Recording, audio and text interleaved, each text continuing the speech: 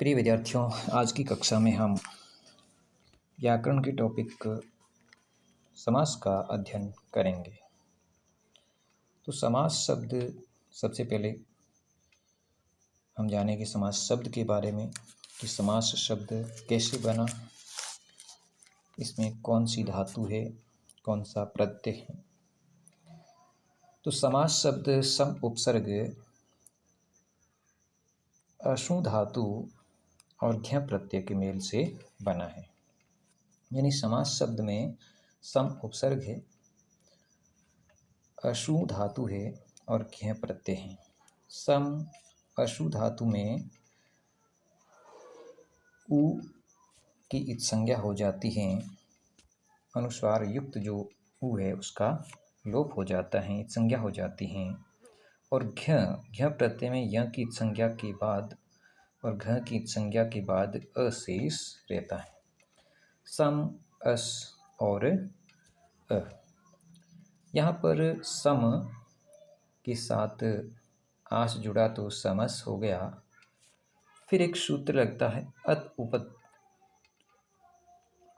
अदपद से जो धातु की उपदा है, धातु की उपदा यानी सेकंड लास्ट वर्ण कह सकते हैं, अंतिम से पहले वाला वर्ण, तो उस वर्ण की वृद्धि हो जाती है। तो अ है, अ की वृद्धि आ हो जाती है। अ की वृद्धि क्या हो जाएगी? आ। तो ये सम धन आस हो जाएगा, शब्द बनेगा समास। प्रत्यय जुड़ जाएगा, प्रत्यय का अ है, शब्द बन जाएगा समास। इस प्रकार अदुपत से उपधा में वृद्धि और फिर शब्द बन जाएगा समास। समास शब्द की जहाँ तक परिभाषा की बात है तो बिल्कुल संक्षिप्त परिभाषा संस्कृत में समसनम समास, यानी संक्षिप्तीकरण करना ही समास कहलाता है। संक्षिप्तीकरणम समास, संक्षिप्तीकरण करना ही समास कहलाता है। और फिर कह सकते हैं पदानाम एकीभावनम समास, पदों को एकीभूत करना, यानी विभक्तियां हटा करके पदों को एकीभूत करना या एक करना या संक्षिप्त करना समास कहलाता है। परस्पर अन्वित साकांक्ष और योग्य पदानाम समास। परस्पर अन्विति यानी आपस में जुड़ाव, साकांक्ष यानी आकांक्षा युक्त, योग्य पदानाम समास, योग्य पदों का समास होता है। परस्पर जुड़ाव, आकांक्षा से युक्त और योग्य पदों का समास होता है। यानी ऐसे पद जो आपस में परस्पर जुड़ते हो, आकांक्षा यानी इच्छा के अनुसार हम उसको जोड़ सकते हैं, जोड़ने के योग्य हो, तो ऐसे पदों को विभक्ति हटा करके हम जब संक्षिप्त करते हैं या जोड़ देते हैं तो वह समास कहलाता है। फिर आगे हम इसको हिंदी के तौर पे परिभाषा में देखें तो दो या दो से अधिक पदों के बीच स्थित विभक्ति आदि के चिन्ह को हटाकर संक्षिप्तीकरण करके एक ही पद बनाया जाना समास कहलाता है। यानी एक ही पद बना देते, चाहे दो पद हो या दो से अधिक हो, उनमें से विभक्तियां जो लगी हुई, विभक्ति चिन्ह जो लगा हुआ है उसको हम हटा देते हैं। ये विभक्तियों का जो प्रत्यय है सुपादि, उसको हम हटा करके एक पद के रूप में बना देते हैं या संक्षिप्त कर देते हैं, तो उनको क्या कहते हैं? समास कहते हैं। लेकिन ये सभी पद परस्पर अन्वित यानी जुड़े हुए होते हैं, साकांक्ष यानी आकांक्षा से युक्त होते हैं। कैसे होते हैं? जुड़े हुए और आकांक्षा से युक्त होते हैं, यानी इच्छा के अनुरूप होते हैं, तभी इनका समास संभव है।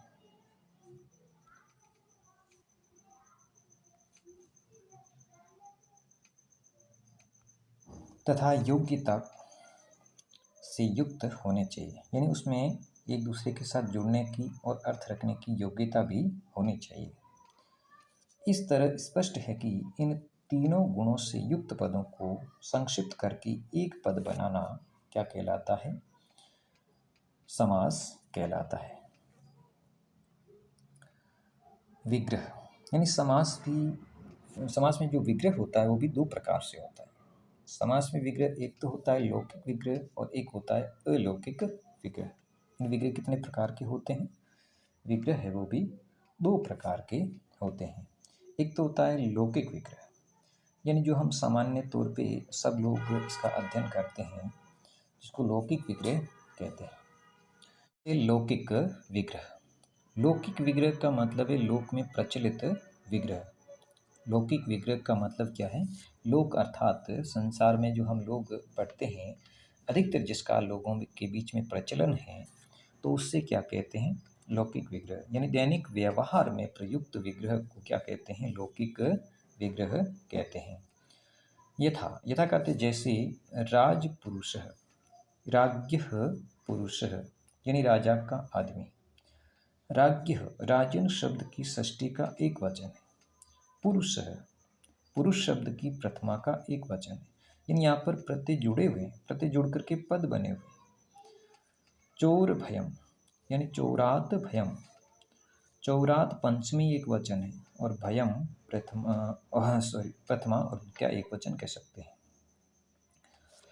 इस प्रकार जहाँ इन दोनों में विभक्ति लग करके, यानी विभक्ति वाले प्रत्यय जुड़ने के बाद जो पद बनता है वो लिखे हुए हैं। लेकिन अलौकिक जो विग्रह होता है, उस अलौकिक विग्रह में ये जो विभक्तियां हैं ये जुड़ी हुई नहीं होती हैं। विभक्ति वाले जो प्रत्यय हैं सुपादि, वो अलग से स्पष्ट रूप से दिखाई देते हैं। जैसे दूसरा है अलौकिक विग्रह। दूसरा क्या है? अलौकिक विग्रह। दैनिक व्यवहार में प्रयुक्त पदों की विभक्ति प्रत्ययों का निर्देश करके बनाया गया व्याकरणात्मक विग्रह अलौकिक विग्रह कहलाता है। जैसे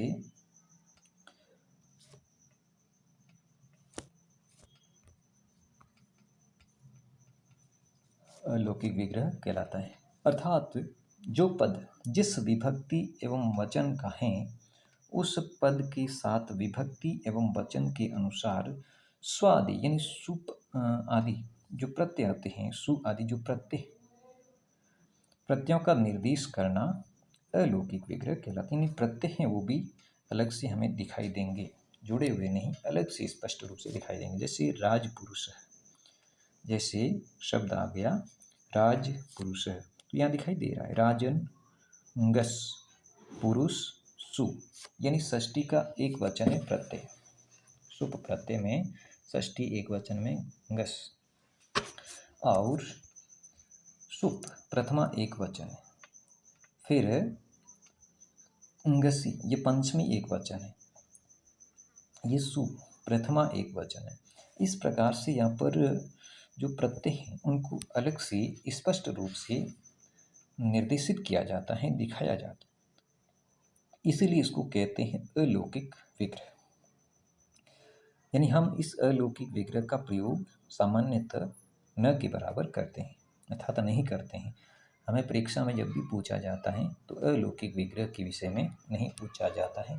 यह केवल प्राचीन संस्कृत या कह सकते हैं वैदिक संस्कृत में इसका अधिक प्रयोग मिलता है, तो हमारी सामान्य संस्कृत में इसका प्रयोग न के बराबर है। फिर एक होता है व्यस्त पद, जिसको हम लौकिक विग्रह कह सकते हैं, जैसे राज्ञः पुरुष, और एक होता है समस्त पद। व्यस्त का मतलब होता है अलग अलग किया हुआ या विग्रह किया हुआ, और एक होता है समस्त पद, यानी सामासिक पद कह सकते हैं। यानी विभक्ति रहित पदों को क्या कहते हैं? समस्त या सामासिक पद कह सकते हैं। नेक्स्ट चीज में देखें तो पद है वो दो प्रकार के होते हैं। यानी समास जब होता है तो समास के विग्रह करने पर उसमें दो पद होते हैं, कम से कम दो पद। एक तो होता है पूर्व पद, एक होता है उत्तर पद।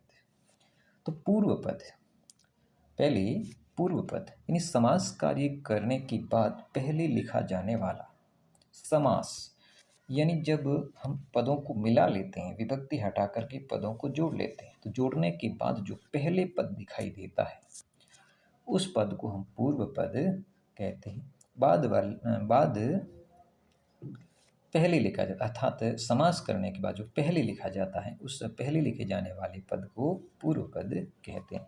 एक होता है नंबर 2 उत्तर पद। उत्तर पद का मतलब होता है बाद वाला पद, अर्थात समास करने के बाद, समस्त पद लिखने के बाद जो बाद में पद आता है उसको क्या कहते हैं? समास कार्य करने के बाद में लिखा जाने वाला पद उत्तर पद कहलाता है। ठीक है। इसके बाद हम कह सकते हैं समास के मुख्य रूप से भेद कितने होते हैं।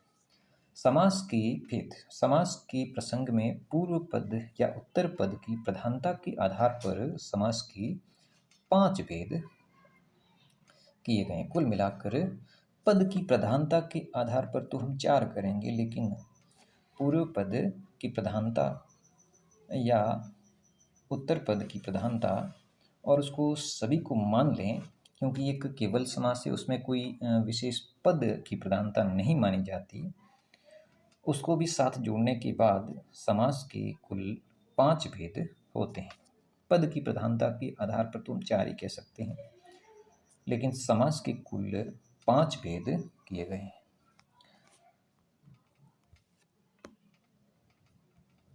और उन 5 भेदों में हम सबसे पहले लेते हैं अविभाव समास।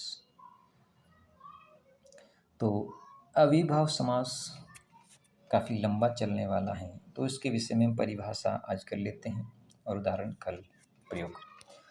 अविभाव समास, इस समास में प्रायः पूर्व पद के अर्थ की प्रधानता होती है, अतः इसे पूर्व पद प्रधान समास कहा जाता है। यानी जिसमें पहले पद की प्रधानता होती है, पूर्व पद के आधार पर ही इसमें समास का निर्धारण होता है, समास की पहचान होती है कि यह किस समास का उदाहरण है। जैसे उपकृष्णम, अतः उपकृष्णम, यहाँ पर उपकृष्णम जो शब्द है इसमें समास है।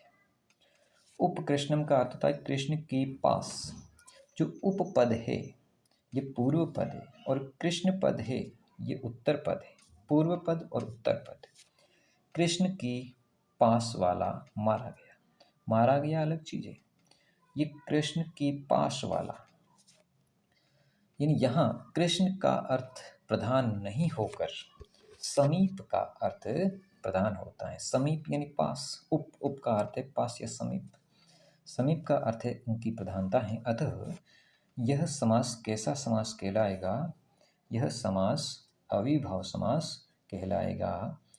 इस समास में पूर्व पद प्राय अव्यय होता है, यानी जो अव्ययभाव समास है, अव्ययीभाव समास है, उस अव्ययीभाव समास का जो पूर्व पद यानी पहले वाला जो पद है इसको कहा भी जाता है पूर्व पद प्रधान समास। पहले वाले पद की प्रधानता होती है, उसी के आधार पर समास का निर्धारण होता है। इस समास का समस्त पद नित्य रूप से अव्यय हो जाता है, यानी इस अविभाव समास का जो समस्त पद है वो अव्यय हो जाता है और अव्यय के साथ साथ नपुंसकलिंग का हो जाता है। यानी अविभाव समास में जितने भी पद होंगे वे सारे के सारे अविभाव समास के हैं, और नपुंसकलिंग अविभाव समास और जो संपूर्ण पद है वो अव्यय के तौर पे देखा जाएगा और नपुंसकलिंग होता है नित्य रूप से। अंतिम दीर्घ स्वर यानी लास्ट में अगर दीर्घ वर्ण है, दीर्घ स्वर है तो उसको ऋस्व हो जाएगा या कह सकते हैं छोटा हो जाएगा, ऋस्व लघु वर्ण हो जाएगा। अव्यय के अर्थ की प्रधानता होती है, अर्थात जो समस्त पद बनेगा वह एक अव्यय के तौर पे माना जाएगा, उसके बाद उसके कोई रूप नहीं बनेगी। यानी अविभाव समास का जो समस्त पद हैं उसके कोई भी रूप नहीं बनेंगे, क्योंकि वह अव्यय माना जाएगा और अव्यय हमेशा सभी लिंगों, वचनों, विभक्तियों में समान रहता है, इसलिए उनके कोई रूप नहीं चलते, अविकारी शब्द कहलाते हैं। सह अव्यय के स्थान पर स आदेश हो जाता है, लेकिन आगे कोई कालवाची, समयवाची शब्द नहीं हो। यानी अविभाव समास में एक सह अव्यय का प्रयोग होता है, उस सह अव्यय के स्थान पे स आदेश हो जाता है, लेकिन आगे कोई कालवाची समय से संबंधित शब्द नहीं होना चाहिए।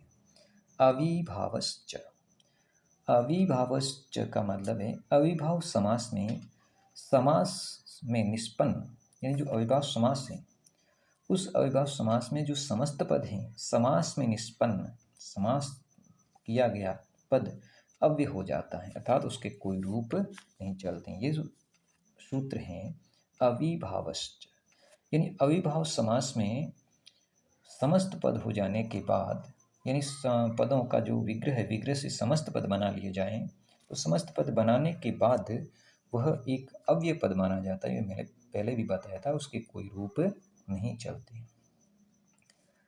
फिर अब हम इसका सबसे बड़ा एक सूत्र है, उस सूत्र का अध्ययन करेंगे और सूत्र में जितने भी शब्द आए हुए हैं उन शब्दों के योग में अविभाव समास का प्रयोग होता है, अविभाव समास का प्रयोग होता है। तो उन शब्दों में है पहला शब्द अव्यम, विभक्ति, समीप, समृद्धि, व्यर्थी, अर्थ, अभाव, अत्य, संप्रति, शब्द प्रादुर्भाव, पश्चात, यथा, अनुपूर्वे, योगपद्ये, सादृश्ये, संपत्ति, साकल्ये, अंतवचनेषु, यानी ये सारे के सारे शब्द, इन सब का प्रयोग अविभाव समास में होगा।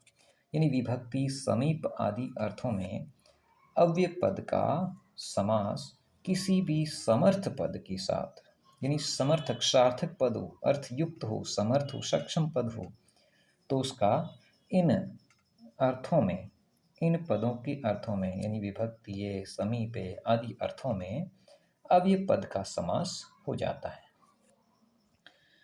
इसके बाद आगे का हम एक एक शब्द लेकर के उसके उदाहरण अगली क्लास में पढ़ेंगे। जैसे विभक्ति शब्द हैं तो उसका प्रयोग किस प्रकार होता है, इसका अध्ययन हम अगली क्लास में करेंगे। इस वीडियो को शेयर करें, चैनल को सब्सक्राइब करें और अधिक से अधिक लाइक करें। धन्यवाद।